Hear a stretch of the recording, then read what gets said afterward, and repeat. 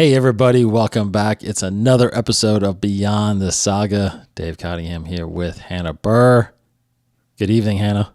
Good evening. How are you? I am doing fantastic. We are back talking about and continuing the Star Wars Volume 1 comic series that debuted in 2015.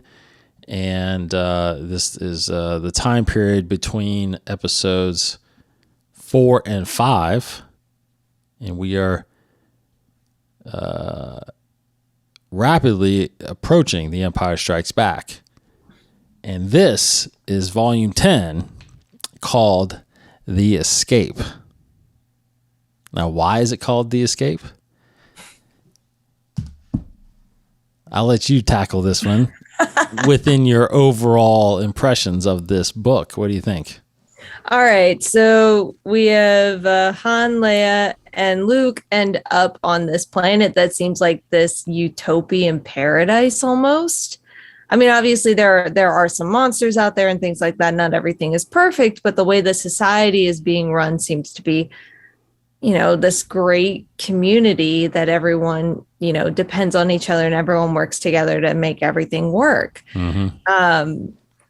We meet Thane and Tula. They specifically do not want to know Luke, Leia, or Han's last names nor titles that they may have. And during their time there, we discover that Thane's mother, Tula is Thane's daughter, so Tula's grandmother was a Jedi. So Luke is actually able to get some lightsaber training under his belt during his time there, which I know we'll discuss this later, but that left more questions unanswered than answered, in my opinion. Yeah. We get more of Han and Leia's relationship, and we see more chemistry between them. Han trying to actually get Leia out on a date, which is cute and funny. Then it also establishes that Luke is no longer romantically interested in Leia, as he kind of is romantically interested in Tula a little bit. But that kind of, puts that aside. We've moved on from that by the time we get to episode 5. And then all of a sudden, I forget the squad's name, but we always, Luke. Go ahead. Oh, sorry. I was about to say Luke. I think he learns a very valuable lesson about what patience is. Yes. And he decides to set off a signal prematurely, and it brings the attention of a returning squadron with the stormtrooper with the lightsaber. Keep forgetting his name, or the squad's name. Scar Squad. Scar Squad. So now the question is, how are Luke, Leia, and Han going to get out of this one? Mm-hmm. Will Thane and Tula hand them over, or will they be on their side, or will they do nothing? So that's kind of the story in a nutshell. I loved this. Yeah. I don't know about you, but I loved this. But as I said, it left, like, not in a bad way, but it left more questions unanswered than answered. I kind of just want a whole spin-off series on Tula and Thane, in all honesty. I just kind of want their own little story of what happened with them. What are your overall thoughts? I really, really liked it. Of course, I failed to mention this was still written by Kieran Gillen, and this collects issues 56 through 61 of the series. So, like I said, this is getting closer to Empire Strikes Back. This series ends at issue 75, so we're getting there. But this is a pretty fun storyline. We just got out of that crazy series issues last time. What was called Hope Dies. Where the rebellion, the newly fleet of the rebellion gets pretty much wiped out by Vader and the Empire. And this is them scrambling to reconvene with the remaining ships from the fleet. Mm-hmm. And of course, like you said, they have to temporarily duck down on this planet, Huban, and there's no way off of it.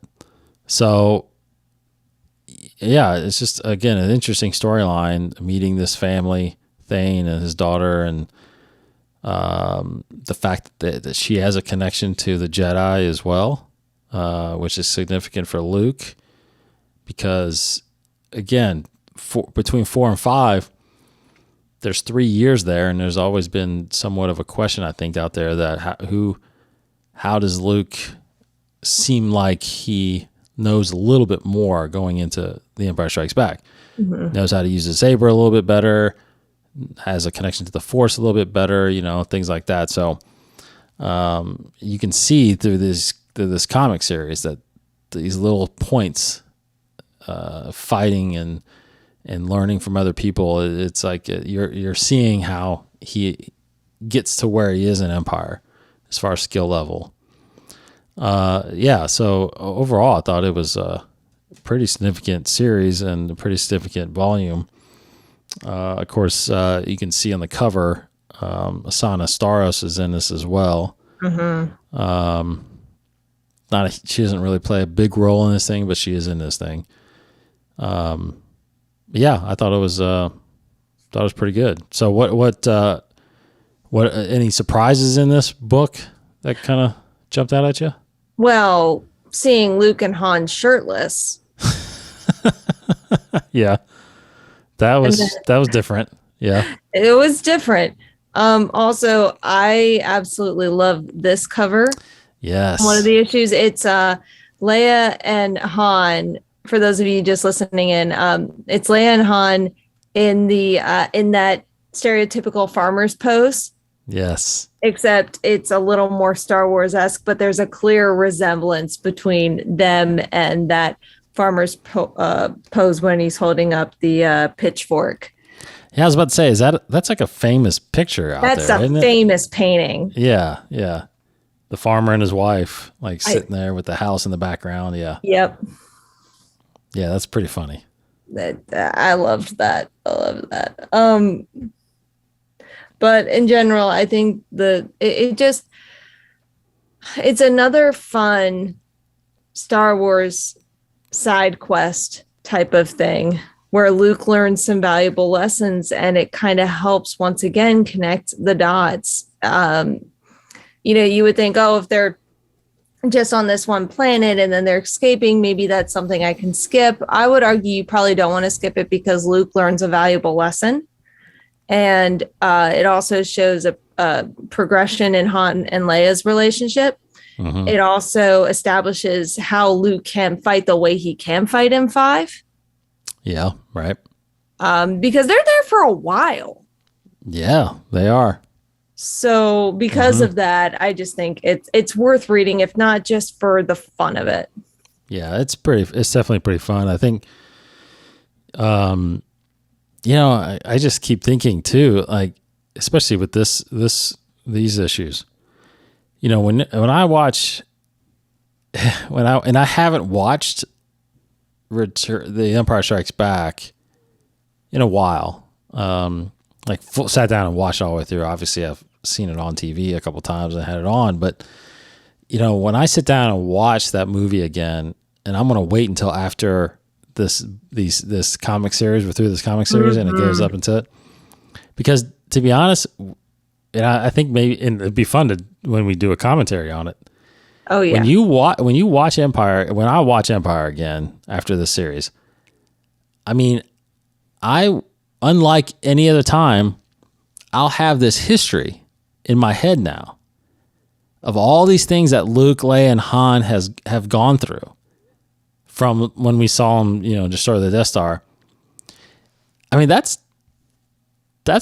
perspective and a different, a different understanding of these characters going into the movies.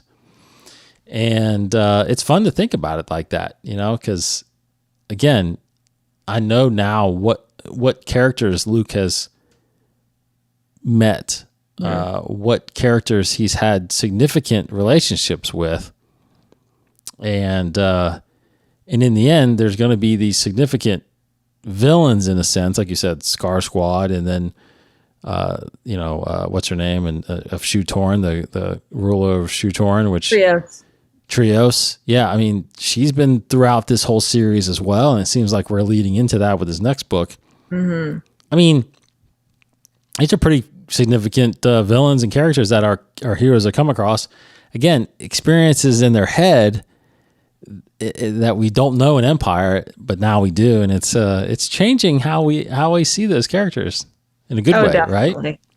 Oh, definitely, no doubt. Yeah. I mean, you feel like you're going to have that sense when you watch Empire again? I sure do hope so. Yeah. I mean, I think it'll be definitely interesting to see, because it's been a while since I've seen it. So it'll be interesting to see how much has changed. Mm-hmm. Or maybe there are like one-liners here and there that make you go, oh! Yeah. Yeah, it's going to be fun to see how much it does kind of lend itself in there. I think it's getting there. I definitely think it's getting there, the progression that we're seeing. I mean, it's very similar to, very similar to episode 7. Now that I've read The Rise of Kylo Ren, mm-hmm. I know about the Knights of Ren. I know what happened with the temple. I know what happened with Luke and what happened to Ben and the kind of small history of Snoke in there, stuff like that. So definitely has changed my perception of episode 7 with these characters. So it's definitely going to do that, I think with this for sure. Mm-hmm. Just like Clone Wars does in going into episode 3, Yeah. Right? I mean, especially Anakin. Gosh. It's awesome. Let's see. What else? Anything else? I don't think so. Yeah. I think those are all the major points. I mean, yeah, your summary really hit on a lot of points and a lot of characters, and I mean, R2 and C-3PO are there as well. Yeah, they are. Much. So impact on the saga, I think you mentioned it a little bit. I mean, significant, very significant. What do you think?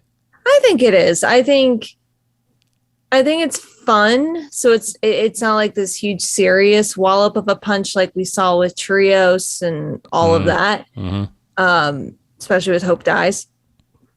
But I still think it's important to see because once again, it's just a character progression of everyone. And it just makes you go, oh, so that's how it wasn't Luke magically is better at fighting. He actually has tactically learned fighting and dueling. So I just think that helps with that. It helps with Han and Leia and all that good stuff.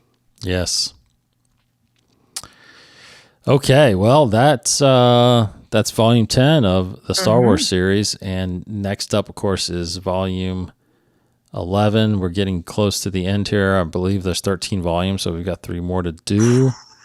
Getting there. The Scourging of Shu Torun is the next volume. So we will do that very shortly. Because I'm looking forward to, because, at this point, which would be great, we're through, kind of the Vader and Star Wars series between 4 and 5. Then we can jump into between 5 and 6, which is currently out there right now. And that's gonna be there's some good stuff there. Yeah.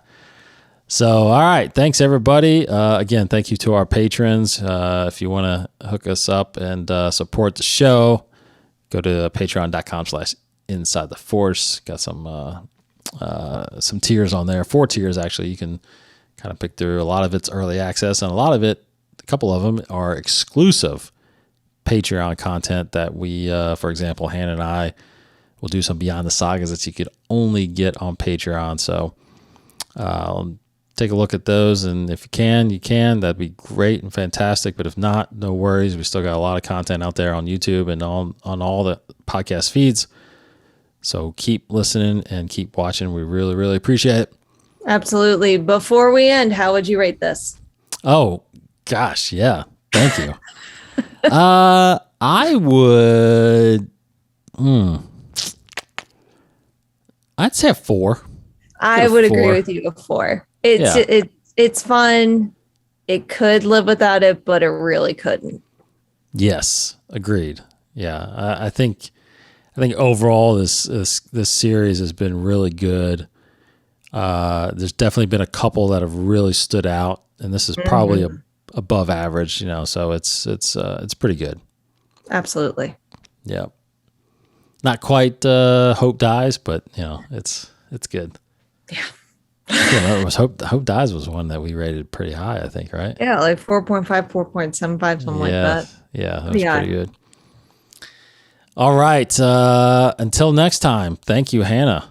Thank you. Yes, thanks everybody. Have a great week or weekend, whenever you're listening to this. Take care. See you next time. May the Force be with you.